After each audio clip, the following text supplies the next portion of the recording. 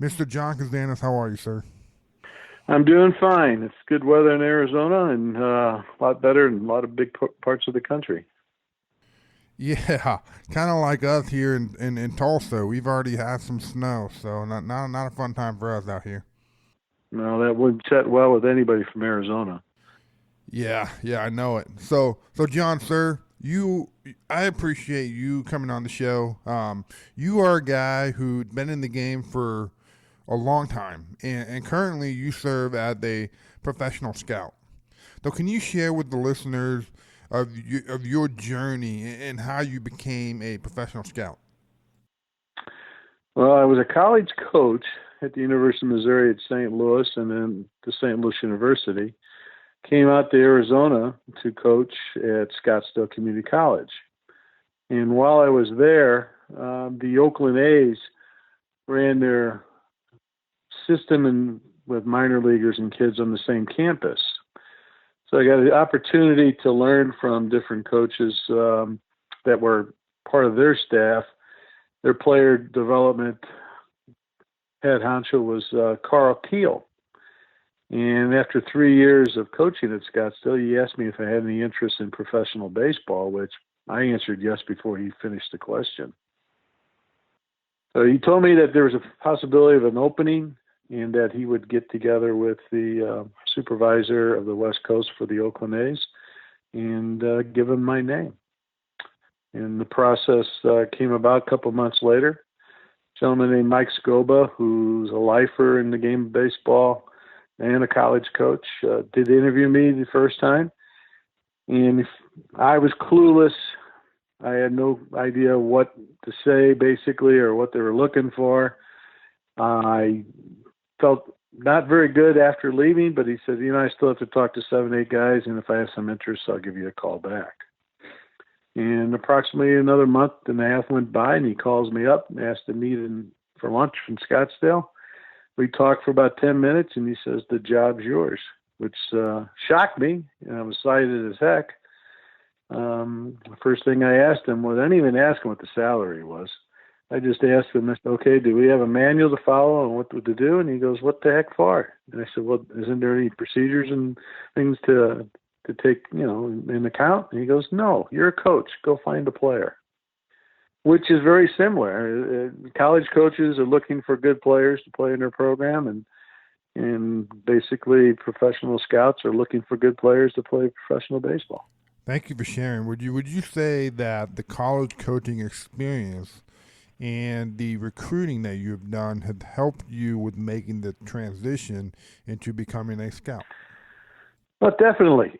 When you work with players, you're trying to improve their baseball skills to be more of an impact offensive type player and give them a chance to fulfill their dream and get drafted. And I was fortunate to have a good set of players from different parts of the country to play for the Artichokes at Scottsdale Community College, and even players that we had in St. Louis that were given the honor of being drafted and going out and play. So you had an idea of evaluating a player at the start and where they may end up after a year or two of improving their skill set. Nice. And would you say that it was an easy transition, or was there an adjustment period into understanding what the organization was looking for? Was there like a certain philosophy? Back in the late 80s, it was just to find good players. Uh, the style of scouting today compared to 30 years ago has changed.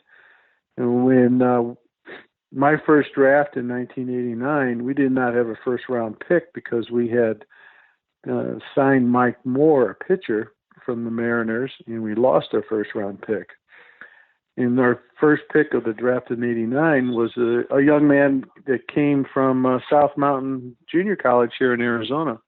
And it happened to be a player I turned in, which first thing in my mind was I was excited that we had a player taken in my first year. But I was thinking there wasn't anybody in California or Texas or Florida, and we took a kid from South Mountain Junior College. And my scouting director told me to go get it done. And I asked him about another player named Tim Salmon, who was playing at Grand Canyon University. And he says, well, he's on our board to be taken in the third round. Well, he got taken in the third round by the Angels of Anaheim. And at that time, which most people are not aware of, Joe Madden was the scout that took Tim Salmon.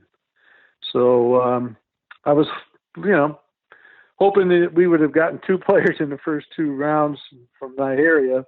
But Scott made it to the big leagues, and he played a good period of time and produced, and he's given back to the community as a coach and an instructor himself in the state of Arizona. That's cool. And what's it like as a scout when you got a guy that you saw and turned in, and he ended up projecting what you thought? Well, in some cases, what you project doesn't end up being the case. We have to look at a player, and we have to sit and evaluate what skills we feel will get better and why they would get better. Not everybody can improve their skill set. And some kids exceed what you think they would be in your mind because you're projecting. The ideal is you're looking at a player and you have to, in your own mind, feel he fits into your organization and he should contribute in some manner on the big league team to win games. If you don't feel that that player has anything to contribute in that, then you're not doing yourself the right thing of turning them in. You want to be successful. And the odds aren't very great that all kids that are drafted out of colleges and high schools make it, but those that do, sometimes we're way off and they're taken later in the draft and they make it, and sometimes we take players that are taken higher in the draft that peak out and can't get over the hump to get there. Yeah, and for the people that are listening in, can you talk a little bit about what projecting means? You're evaluating a player at the present day. And let's say he's a skinny, lean body type kid and really has a pretty good stroke. And maybe the balls just don't carry great distance. But you feel once he's in a strength program and he ends up having some mature strength development, that same type of swing that he, as the present day, proved with his strength, balls would carry further. So you may project his power to be better than what it is present day. Or even if some pitcher, and you feel like if you correct some mechanics on the mound, that his ability to pound the zone better will occur. And if he stays on line better, maybe the breaking ball will have better depth and be a pitch that could be counted on as a wipeout pitch. But at the present time, he does things in his mechanics that take him away from the plate. The pitch doesn't have any success, but we're looking at giving professional instruction, and hopefully in the mindset of the player, he's able to take that instruction, find a way to develop those things that we're putting into play, and he reaps from the benefits because he sees himself improve and eventually gets rewarded to be in the big leagues. Nice. So for the young kid out there that are frustrated with their genetics not working in their favor, but they can play a little bit and they're able to repeat their swing versus the guy that they're looking at and they're trying to compare themselves to, maybe this guy had a much more mature frame. What's the conversation like with these guys saying, look, you got room to grow and that guy probably doesn't. So in reality, you are more favorable. So quit trying to compare yourself because there's a lot of comparing going on and we're all guilty of it. Well, it is what you do for a living because you're comparing players throughout the whole country. And on a staff, the amateur scout that has an area will evaluate X number of players and put together a pref list in an order in which the draft was held today. This is the first guy he wants, and this is the second guy, and so on. Then you have people in your staff who will see the higher echelon players but they will see them from different sections of the country. So now they can compare the top 10 outfielders that we've have turned in, and then they will have a preference of, all right, if it was our pick, which one of the 10 will we pick first, second, third, and so on. And so my player is going to be compared with the good player out of Texas or the good player out of North Carolina. But we'll have somebody sit there and figure out who would he select of the good players first. And, you know, your experience over time comes into play because you see players that resemble players that you saw in the past. And you're hoping that they reach the peak of the kid that got better that is now in the big leagues, because we do body comparisons and style comparisons of amateurs to professional. Yeah, and when I was talking about the comparing, I was talking from the kid point of view. So for a kid that is maybe a late bloomer type versus a kid who's more mature, had the more mature frame, got some facial hair, which is better in your guys' eye? You know, for the listeners to understand. Well, the best scenario would be a young man who has great upside. We use that term a lot. And whatever those variables are that we feel are going to be better to improve, you would like to have the younger, athletic, lean, non-developed player and throw in all the different ingredients to make him blossom with better ability, better strength, better knowledge, and all of a sudden you've got an impact player. If you were to see a player that you feel the ceiling's not as high and that a little improvement can take place, he may not already be close to what he is present day and not be that great impact player because his chances of making greater strides are not as great. The older you get, the less that you feel a kid can really make better progress. So what does for today's game, there is a lot of emphasis on the analytics and the numbers and showcase and different stuff like that. Has that impact scouting at all? Is there a relationship that's good or bad in the eyes of a scout? Well, every organization is going to have their own model of what they're looking for and what they will implement in there.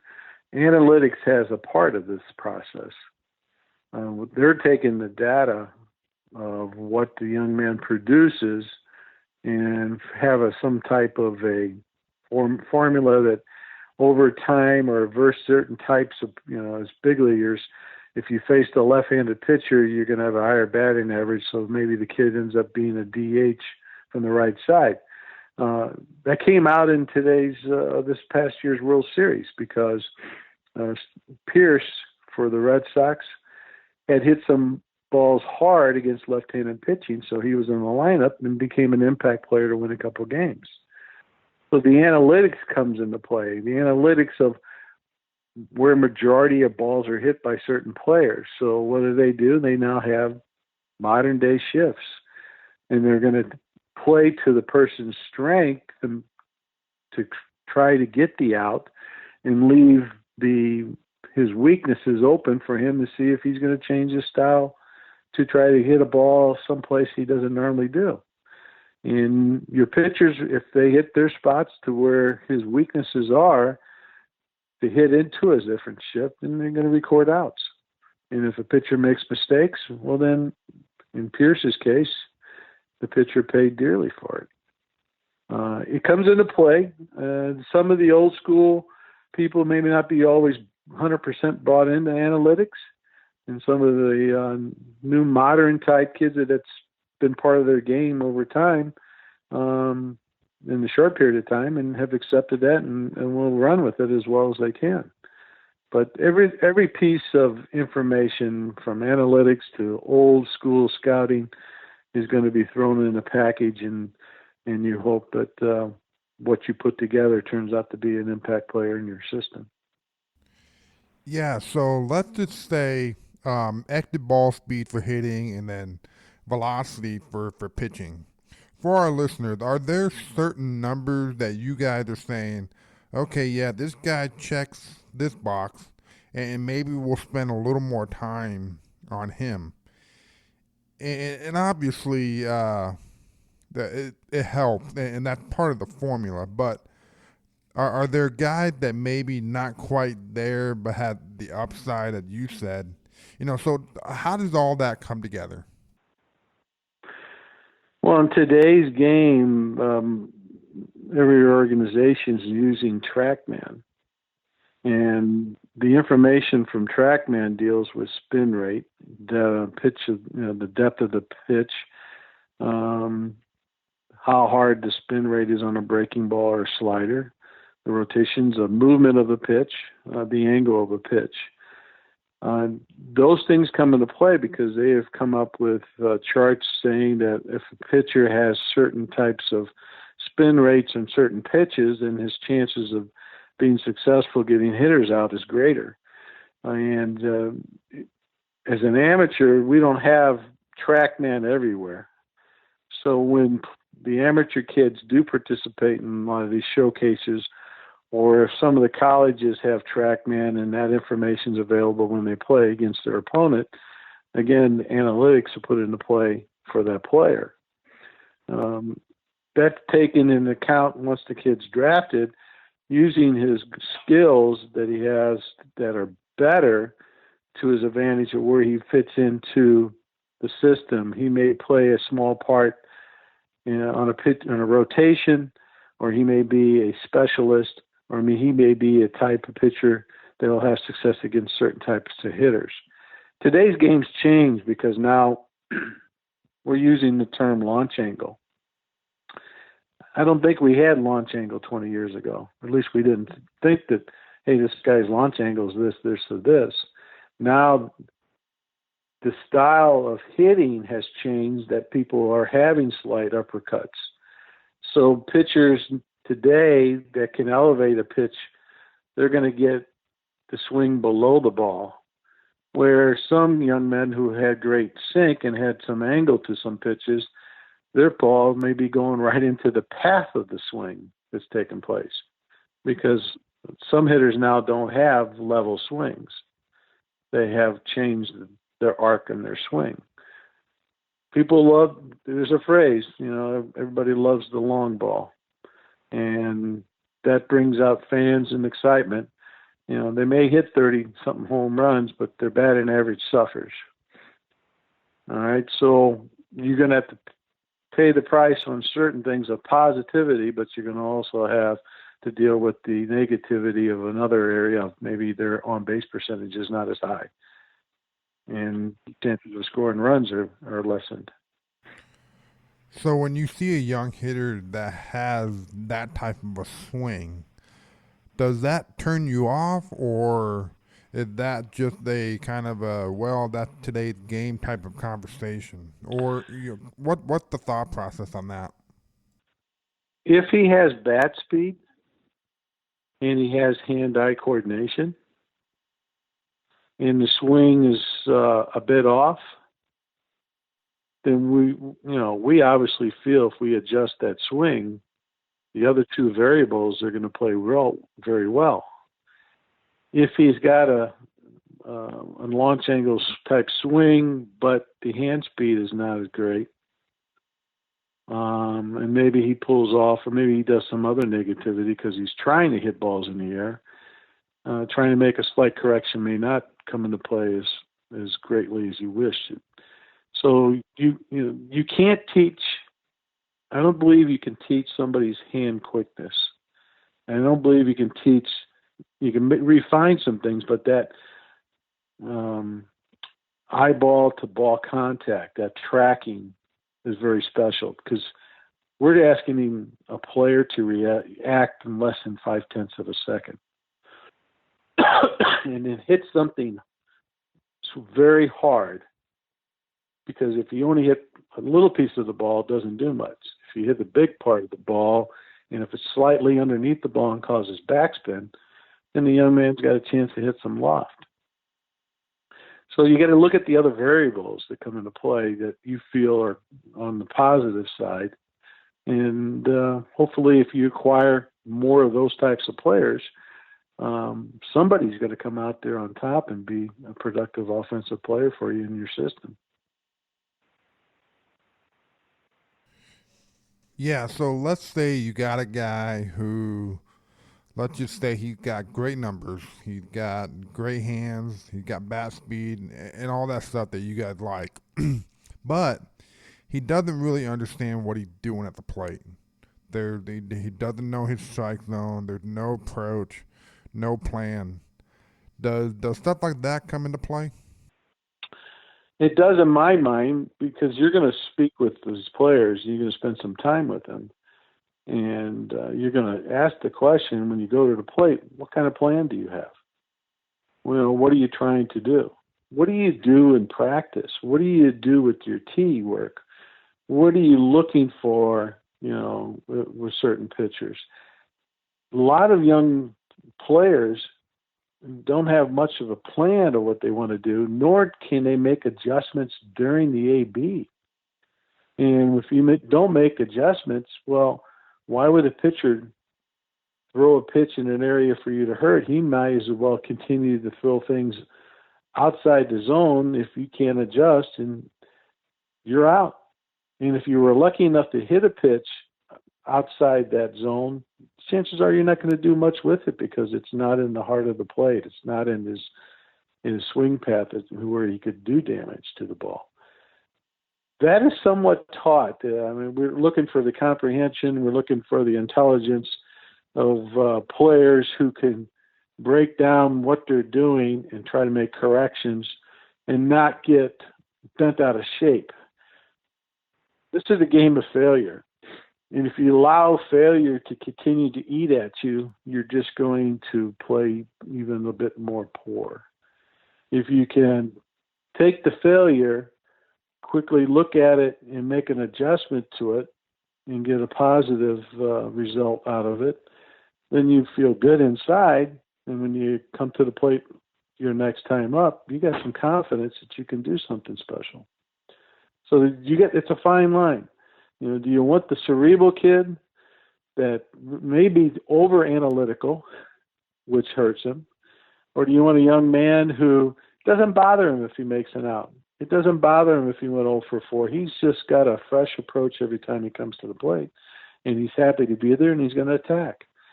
And both sides have worked. Both sides have also failed.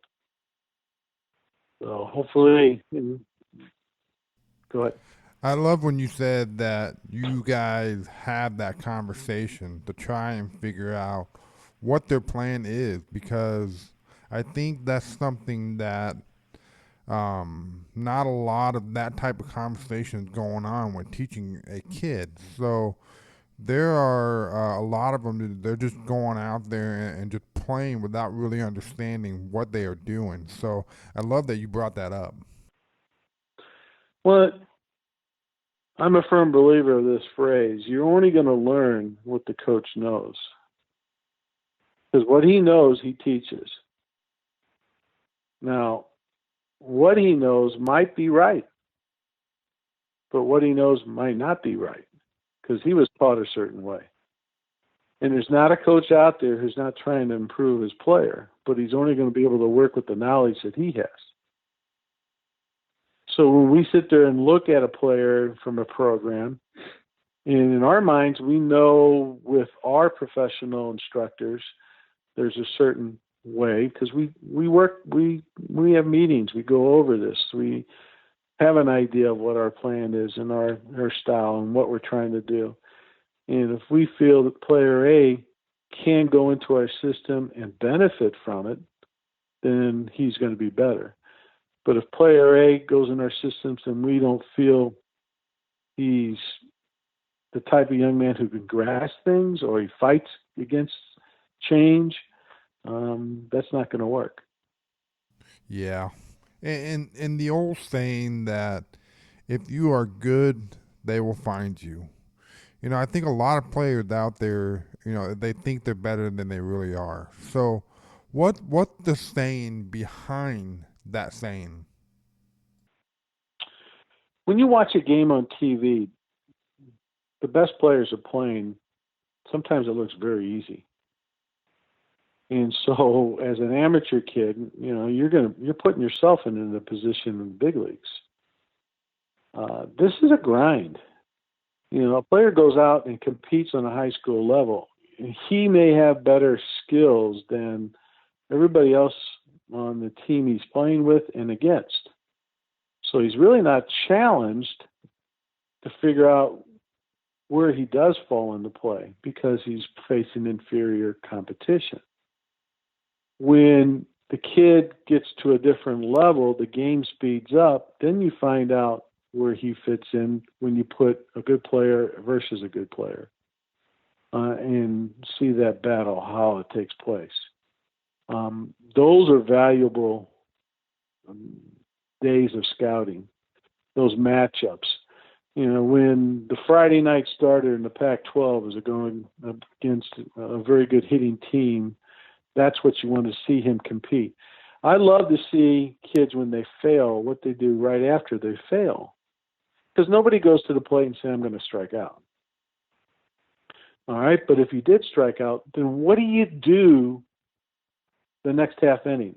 What do you do when you come to the plate the next time against this good pitcher?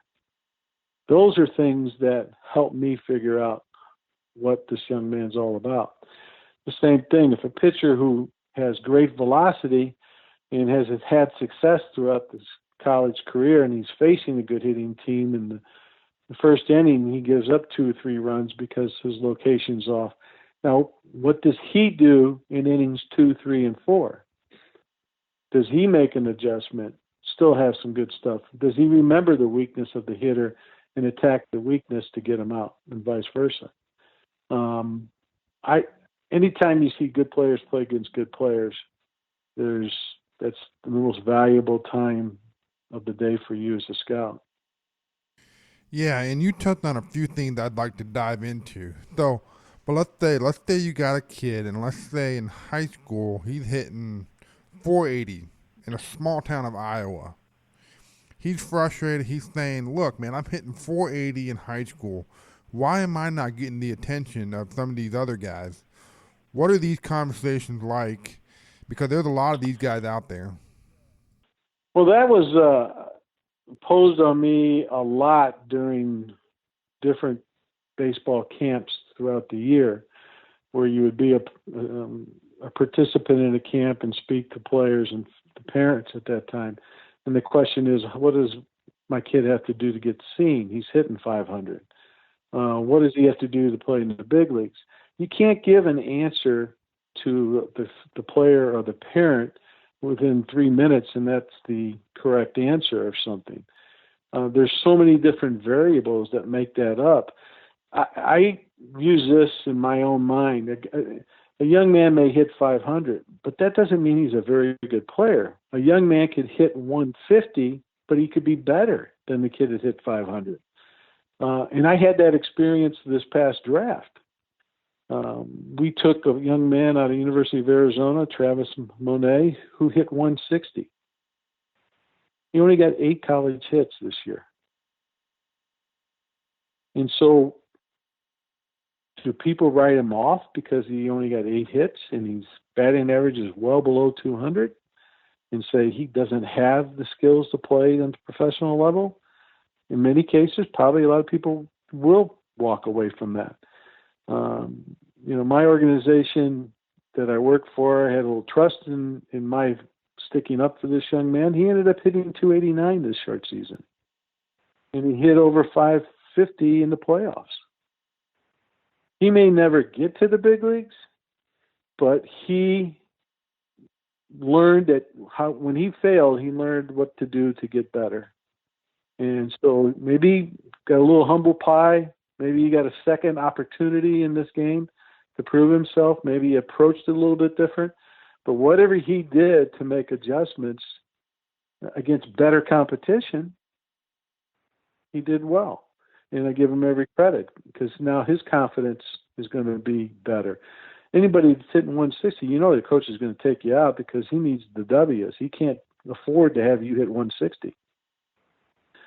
But individuals, if I had seen a player hit 3 line drives with a really good swing, but they're caught, that's not a bad day. But in the minds of the majority of people, he went 0 for 3.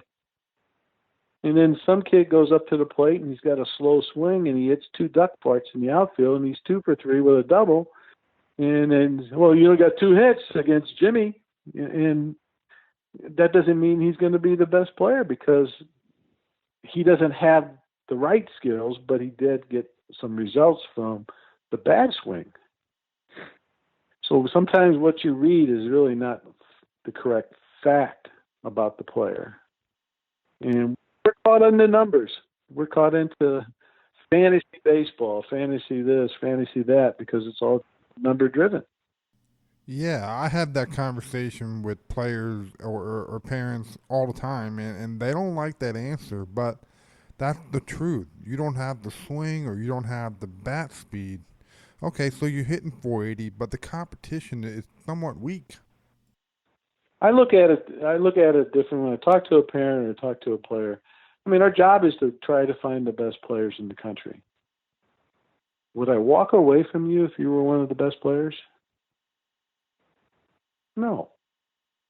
If I felt that you could play this game, I don't care what the average was. I'm going to go out there and evaluate you and do my best to tell this organization that you are one of the guys that we should have. Because I believe that, and from what my experiences are and what's inside me, the makeup, the intensity, the type of person you are, all these different intangibles.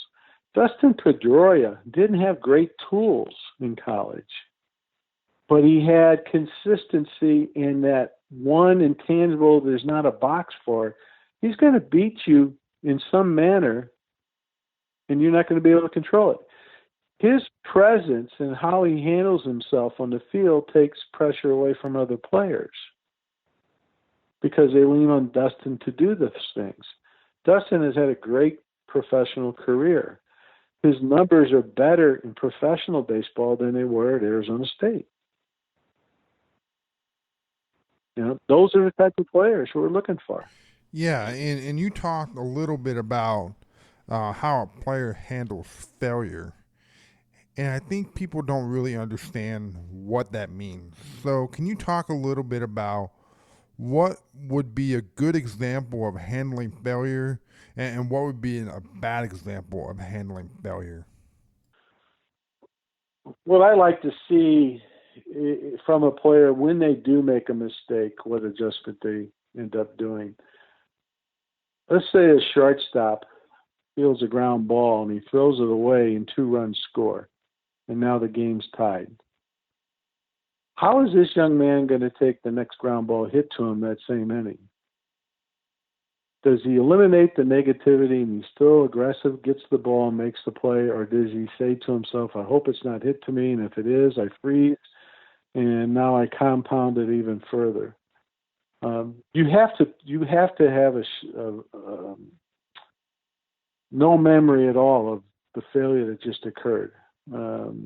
They say defensive backs have to have forget the past of giving up a bomb and a touchdown because you got to go out and face the best receiver on the next play. And so short-term memory is very important. I want to see failure because you have to learn how to fail before you become successful. There was a young man years ago named Roy Halladay who had great seasons in pitching in professional baseball. And he started out pretty well for a couple of years, and then one year he had a very bad series of games that they sent him back to the minor leagues. They even brought his the part-time scout out of Colorado to work with his mechanics because he connected with him so well to get him back on track. So Roy failed tremendously, and he couldn't do anything successfully in the big leagues that particular time of year. And to take the humble and go back down to A-ball to get better, to get back to the big leagues. Those are special character young men. Some kids, we've heard this phrase, can't rush him.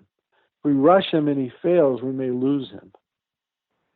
That's the character. We don't know the character until we're around him and see what he does in other aspects of development.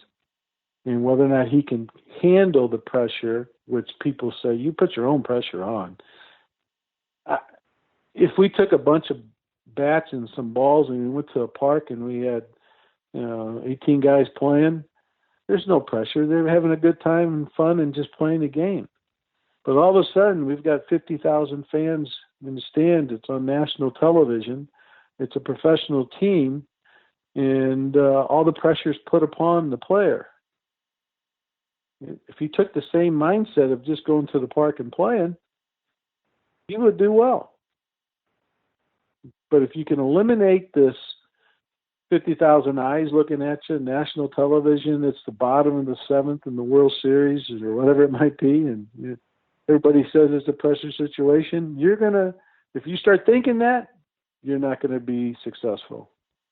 Yeah, I love when you said we want to see failure. We want to see how you handle it. And I talk about that a lot with our guys, and they get confused because they start asking, what? They really want to see me play bad? No, they don't want to see you play bad. They want to see how you handle yourself and how you handle adversity. Exactly. It's to me, it's not one of the 5 tools, but it's a tool. And young men who play this game, majority of people don't know how well they tick through what's outside and off the field. The family life, the struggles in a certain situation. Maybe he's a single parent or has a single parent and they're working several jobs to support him. Maybe he's the oldest in the family. Maybe socioeconomically is not very strong.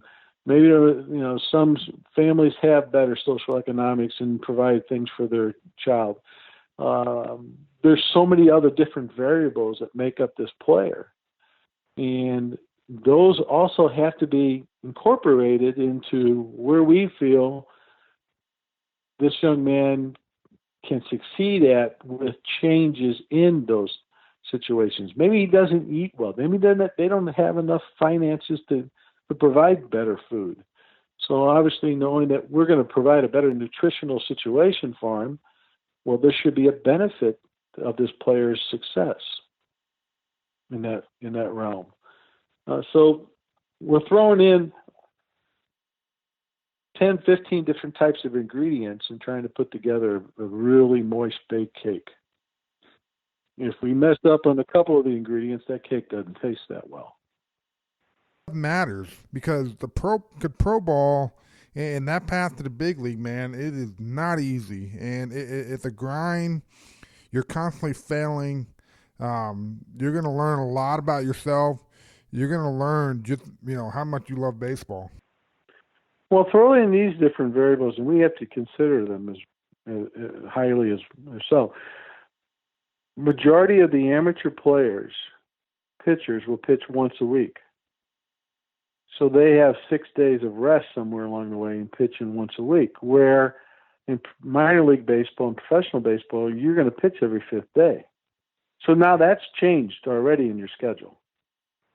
What you do to prepare to get to the 7th day. Majority of the players, you're not playing 7 days a week in amateur baseball. Come professionally, you are. Majority of players, there are better facilities in some colleges than there are minor league parks. There are better travel accommodations in some Division I programs than in some minor league situations. You may even stay at better accommodations on the road. Some of these D1 schools and conferences, you're flying from city to city. What are you doing on the road? It's a 16-hour bus ride. A lot of these kids have things well for them at home. Parents may be doing their laundry and things are fine. They got great accommodations. And in the minor leagues, you're in with 3 other players in an apartment, and you've got to figure out who's cooking and who's washing and who's doing this or that. Things are not done for you. You got to figure out how to complete your task every day before you go to the ball yard. There are so many things that come in there that we don't know how a young man's going to react under those pressures. And, you're playing 144 games in minor league baseball. You're not playing, but in college, 56 games. So your body's going to hurt. And those little aches and pains, you may not take your best swing. You may not have the quickest start or something if you got a little ache in your hamstring. But in college or in high school ball, you got 2-3 days off before your next game. Yeah, so you got to find a way to be consistent. So maybe you don't have your A swing or you don't have your stuff, but you got to find a way to perform and find a way to be consistent. Find a way to contribute to your team to help them win a ball game, even though you went 0 for 4. Maybe you moved the runners over twice to put them in scoring position to get 2 runs. Yes. Maybe you took a walk fighting off 5 or 6 pitches, so you turned the lineup over and you got a chance for one of your better hitters to come to the plate in the 9th inning to win a game. Yes. How much I wish people would look at it that way. Well, there's a difference. Does a player more of a team-oriented player, or is he more driven by his own numbers? When they're in a situation in the game where you have to find a way to advance a runner and do what you need to do, who wants to hit and run and hit a weak ground ball but move the runner over and you're out and your average went down? Or, the runner's at second base, and we all know, let's put him at third base with 1 out. But for some reason, we still pulled the ball to short, didn't move him, because we didn't go to the plate with a plan to drive the ball at the middle of the right side. Less than 2 outs, man on third. Well, your plan should be finding something I could lift to the outfield just to get the sac fly. That's my number 1 goal. If I got a base hit out of it, that's gravy. All right. But if I swing early in the count on a pitch that I can't lift and do things with, and I hit a weak ground ball back to first or third or whatever, I'm 0 for 1, but I lost a chance for an RBI and a run, and maybe my team would win if I got them in. Right, yeah. So for the people that are listening, all that stuff matters. So when you have a guy that says, hey, don't hit ground balls or don't try to hit it to the backside, maybe there's a situation that requires that, and you got to develop that. True. It's part of the process of development in the minor league system. The beauty of the minor league system for pitchers, they're going to put you in the situations where you have to get yourself out of the situation. In some amateur systems, if it's high school or in college, if you were in the 4th inning, you got yourself in trouble, coach is taking you out.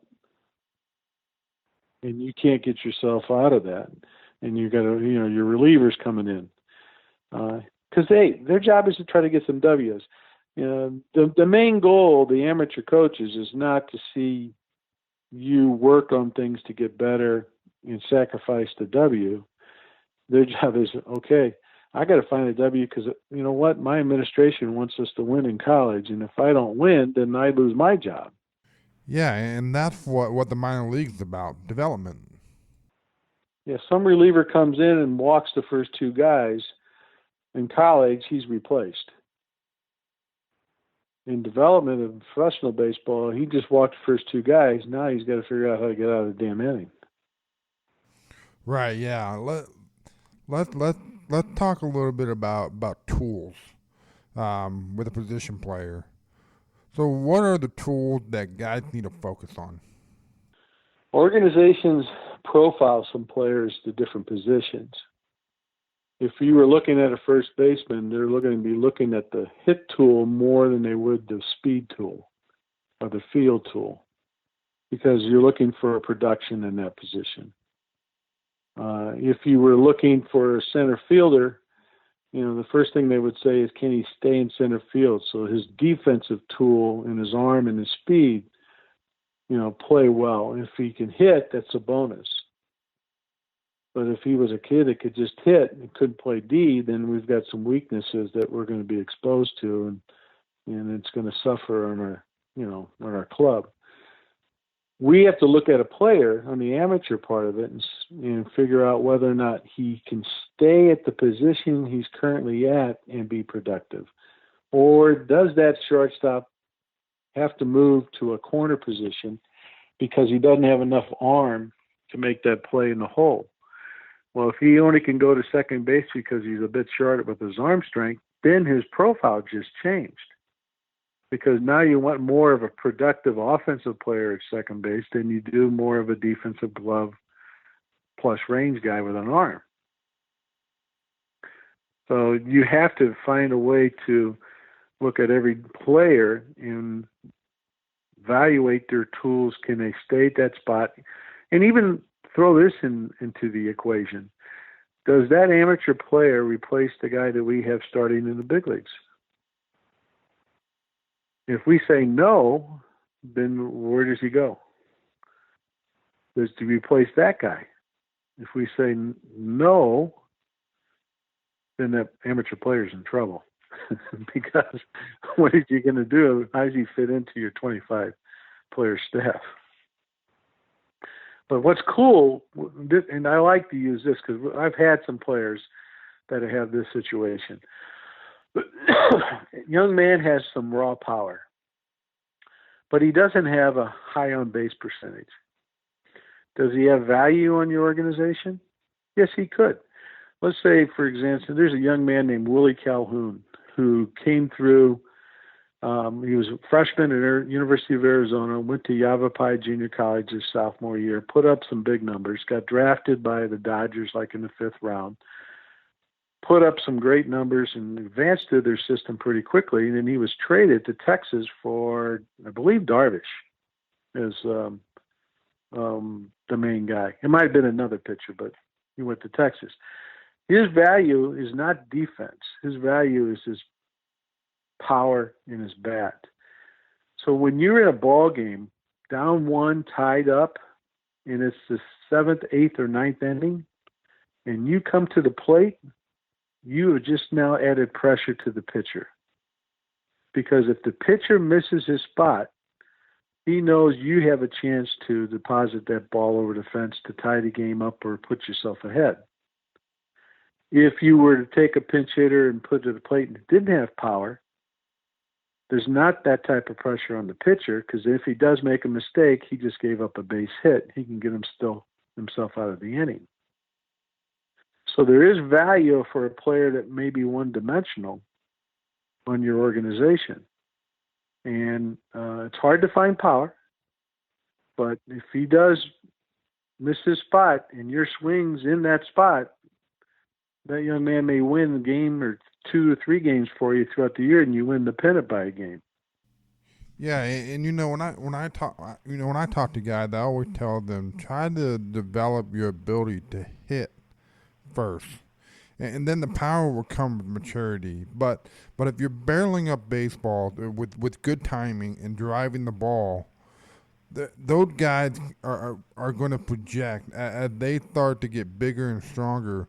Those balls will kind of start leaving the ballpark. So, a lot of kids when they want to first focus on the power, and they want to hit the ball hard and all this stuff. But there's a difference between swinging out of your shoe and getting good at barreling up baseballs and squaring them up. Putting a good swing on a ball and making good, consistent contact is important. There's a young man on the Dodgers named Bellinger. He's been in the big leagues 2 years. Majority of people don't know this, but he only hit 1 home run in high school his senior year. And now he's hitting 30-something out of the big league ballparks. So were we right in projecting that? if somebody projected 30-something home runs, it's a damn good scout because the majority of people felt he was more of a Mark Grace type guy. He'll get 8 to 10 or 15, but he'll use gap to gap and get on base in a lot of doubles. And so when he developed through the Dodger system, they tweaked his swing some so that when he did have a different path approach to the ball, that he had a chance to generate balls out of the yard because of the type of swing, the bat speed, and the angle. And so now he's a productive offensive player who is very athletic. He played first base in high school. He's going to be a Gold Glover at first base. But he has value that he was starting center fielder. All right? He played a little outfield during the area code games in Long Beach his senior year, but majority of his innings are logged at first base. So you saw a good-looking athlete who had a good stride, had some arm strength. He'll gain some experience in the outfield. They did play him in the minor leagues there so that he was able to read balls off the bat.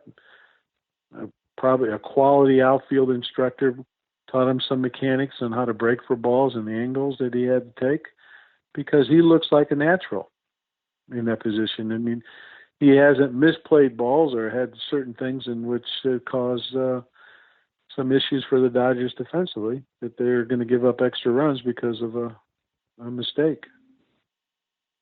Right. So what about tools for a pitcher? My thought, a variety of things come into play. First of all is arm speed. You can't teach that. It isn't like I'm going to take a pitcher and all of a sudden I'm going to generate an extra 20% of arm speed. The mechanics of the arm swing are important. Majority of young men have no idea what their arm does when they take the ball out of the glove. First of all, they're not looking at it. They're looking at the catcher. So the swing of what he does can be a plus or a minus. And if a young man ends up taking the ball out of the glove and his thumb is up, the ball's going to, it's a pie thrower. So it's going to change what he can do with certain rotation of certain pitches or whether or not he's on top of the ball longer. If he goes out and he hooks his arm around his back or he wraps, the wrist of the arm back there, or he is a stabber with his arm, anytime you put more pressure on joints, especially the elbow and the shoulder, it's going to wear in time that you're going to injure yourself. You may not have the same consistency in your release slot because of certain things there. If a young man puts more stress on certain joints, we have to take that consideration that he only has so many bullets that he might have to be pushed to a bullpen. And maybe he pitches 50 innings a year instead of trying to get 180 innings.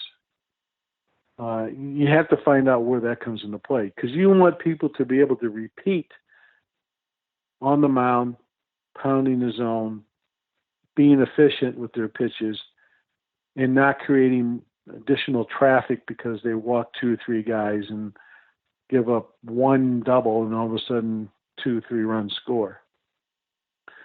So there's so many different plays that come in there. And, the front side comes into play. Head whackers, when a guy releases the ball, is in play. How hard is he to the plate? I mean, does he stiffen out the front leg? Does that cause a problem? Is he an uphill thrower? What angle does he take with the ball? Is it coming from a 3/4 slide or a high 3/4 or overhand? So we have to look at a variety of different ways. Maybe the guy's choking the ball and can't get the spin rate better than if he was taught how to lay the ball in his hand and use the fingers better. Maybe he's a stiff wrister or a loose wrister. We're trying to figure out what he does and what comes out of the hand, and if there's anything that can be corrected to make it better with our pitching instruction. Yeah, and some of the things that we're seeing on the internet and stuff, you got guys trying to throw the ball as hard as they can, just max effort, everything. What's your thoughts on that? Well, that part of the game has changed in the last 10 years, I would say. The velocity of pitchers have increased greatly. If we were to look back 10, 15 years ago on a pitching staff in the big leagues, I don't think you would have found 4 guys throwing 95 plus. Now, just about anybody walking out of the bullpen is going to be throwing 93, 96, 97 in some manner. Why that is? Sure, there's other programs. There's drive line. There's weighted balls. There's different variables that cause people, to try to generate the best velocity possible. Will that do some damage to the shoulder area or the elbow? It might. If a young man is on a weighted ball program or a drive line program and your organization doesn't do that, would that change something on him? Yes. Will it improve him or make him not as productive? Most likely the negative would come out of it than the positive. People, their velocity may drop if they're not on the program that they've been accustomed to by instructors outside high school or college programs. Because today's kids want to see positive results. So if their buddy's throwing 93, 95, where'd you go? Well, I saw, this guy. All right, I'm going there too. All right. Everybody wants to be successful, and that's fine. You want to get better than anything you do in life. But what are you going to pay the price? Does it cut your opportunity to play the game? Does it cause you to have surgeries? If you have shoulder issues or labrum issues, recovery time's longer. If you have an elbow issue, then your recovery time's lessened. But if you have no issues, then you're going to play this game for a long time and make some decent money. Yeah, a lot has changed, and we're seeing the same with hitting. A lot of just max effort swings. Right, and they lose tracking. You're trying. If you can find a pitcher who can hide the ball, and the ball jumps on the hitter, and he's only throwing 90, 92, is that better than a kid throwing 95 and you can see the ball better? Those 95 guys get turned around because the hitter has a better chance of picking it up and reacting. The young man that hides it, and it comes out of nowhere at 90, they're swinging and missing. So that's another factor to look at. The deception, of what a young man does on the front side, and the hitter just doesn't pick it up as quick. Or a guy who's flops the front side, and all of a sudden you can see the hand the whole time. But, he throws harder, and everybody's looking, hey, I'm a gun reader, and I'm turning that guy in because I'm a gun reader. What's the future of scouting?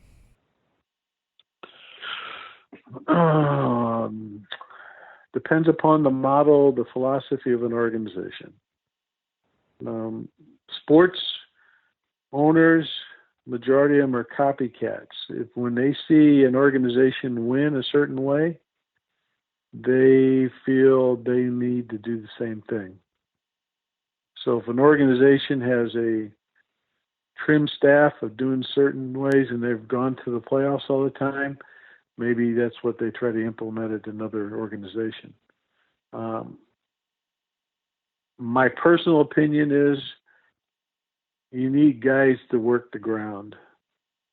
You may go evaluate video and you may be watching stuff on TV or cable and trying to break down a player, but being there and seeing it with your own eyes, having an idea of the environment, doing your best to communicate and pick up information and dealing with certain things is very important. Scout A may be going to a game and seeing a 5-game series, and that player plays so poor for 5 games that all of a sudden you write him off. and he's history, and you never do anything with him. But maybe he lost his parent. Maybe his girlfriend broke up. Maybe there's something that caused him not to be totally focused in the game. But a month and a half later, you end up going to watching 4 or 5 games in a matchup, and this guy's an all-world beater. But you already wrote him off.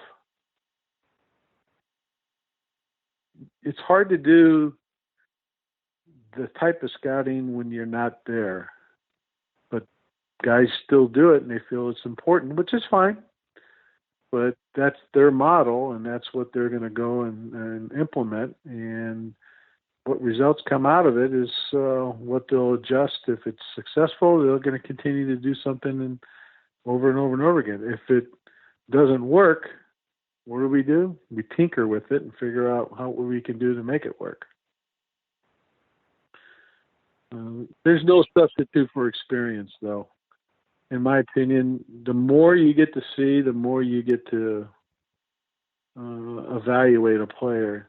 If you're just starting out, well, I always used to. I talk to a young man that's scouting, been there a year, 2 years, 3 years, whatever it might be.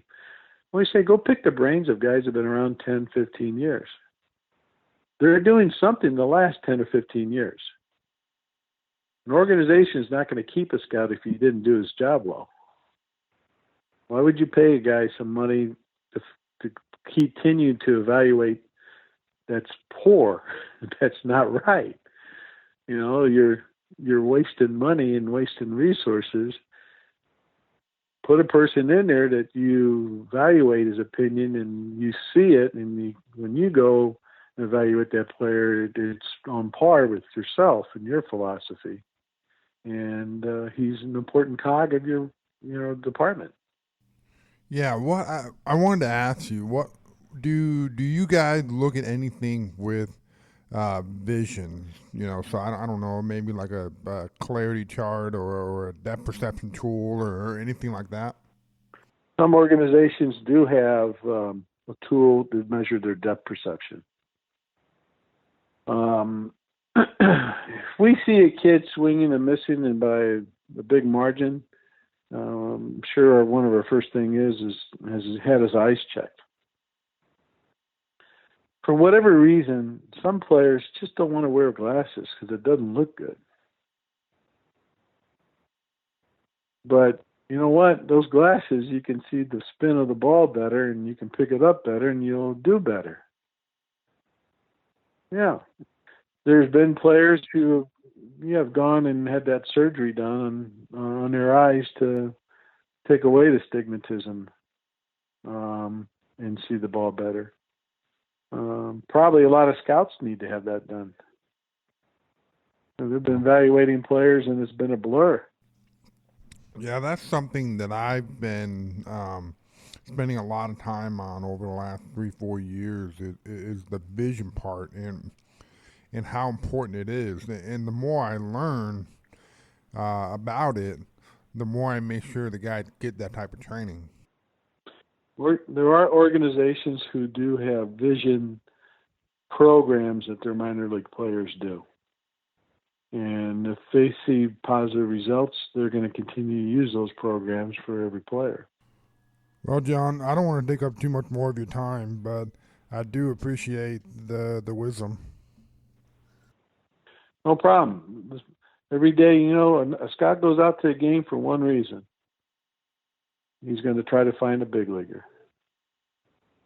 And if he leaves the yard with somebody on the tip of his tongue that he believes in, he's going to share that information with his organization, and he's going to start to build a resume for this player.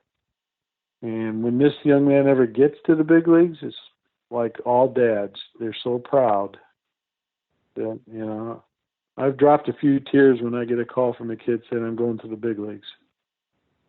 Because, it's exciting, and when he doesn't do well in the big leagues, you feel the pain. You hope he's not being sent down the next day. But you're so happy that he made his dream come true to get there. And that is very exciting. It's There's no other way to describe it.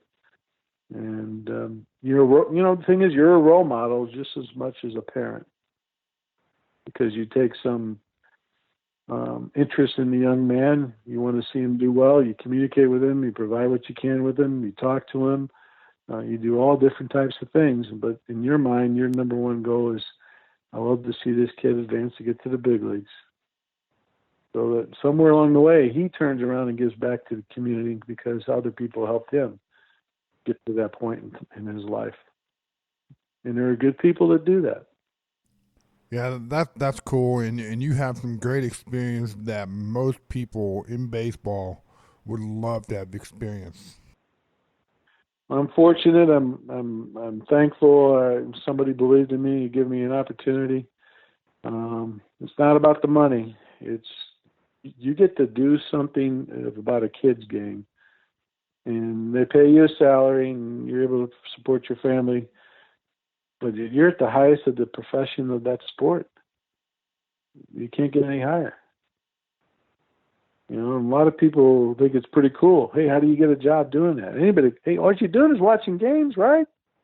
Well, yeah, but there's a little bit more than just watching the darn game. That brings up another question. If a young guy's listening to this and he wants to be a scout one day, what is the process that you recommend for them to get started? I don't know if there's one way to do it, but I would recommend that he go out and watch games that other scouts would be at, and introducing himself to other scouts, picking up things from if a scout likes a guy he's talking to, he's going to assist him in some manner. Maybe he hears of an opening in another organization, and guess what? I'm going to call this young man up and say, hey, the Atlanta Braves have an opening of a scout, but it's in the Midwest, and you may have to move. You know what? Get yourself in front of Alex, the general manager, the scouting director. Go to the winter meetings. Present yourself. Every time you present yourself to anybody in an organization, it's a part of a resume. And how you handle yourself and what they see and the way you speak and the passion that you display is all going to be in their bank. And when the time comes and they're looking for a replacement or they need somebody, if your face and name flashes in their brain, you're going to get an opportunity. But you have to go out and get that exposure. You can write all the letters you want. I don't believe the letters have more of an impact than you in person. So do the best you can to put yourself out there. You're gonna have to spend some time and invest in working for nothing and dealing with things, and to do it.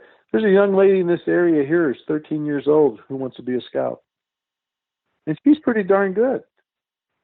Yes, she's in the Phoenix area. She's out watching Arizona Fall League games. She got invited to go to Vanderbilt to evaluate their players because she made a great presentation in front of their coach at the area code games. And she's 13. She was interviewed on the area code games, and she has a clue how to break down a player and evaluate in terminology. And that's her goal. When she gets out of high school, she wants to be a baseball scout. All right. So if you got a dream, do everything you can to make that dream come true. Right, and people ask, and you just say, look, you may have to go work for free for quite some time. You got to think of it as an internship. So most people get an internship where they work. Right, you've got to go and prove yourself in front of the people that make the decisions, and then they have to believe in you that you can handle that responsibility to put you in a position. This phrase has been used for years. An owner of a company, if he hires good people, he makes money and he looks good. If he hires bad people, they lose money and his business value goes down. The same thing. Coaches, if they have good players on that team, then you must be a really good coach. You put that same coach with another team and the players are not very good, well, guess what? Well, the coach isn't very good. So good people put other people in better positions to look good, and that's the key. You want to acquire the best players you can possibly get and the best people to work in your organization so you have success. Is there like and again, I'm just thinking about my viewers here. Is there a there's your book, which I highly recommend. Are there any other books that you recommend for someone to kind of read? Other people have put together ebooks or small books on, how to become a professional scout, what you look for. That information is available, I'm sure, through different search engines.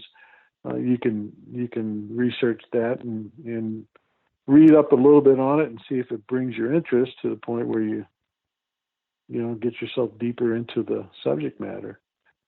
Again, I go back to that first phrase. A coach is only going to teach what he learns. We're not saying it was the right stuff. We're not saying it's the wrong stuff, but he can't teach if he doesn't know it. A scout can only scout what he learns. If he doesn't know it, then he can't look for it. John, this conversation's been great. I've learned a lot, and I feel our viewers will as well. So thank you very much for your time. All right. Have a good day. Anytime.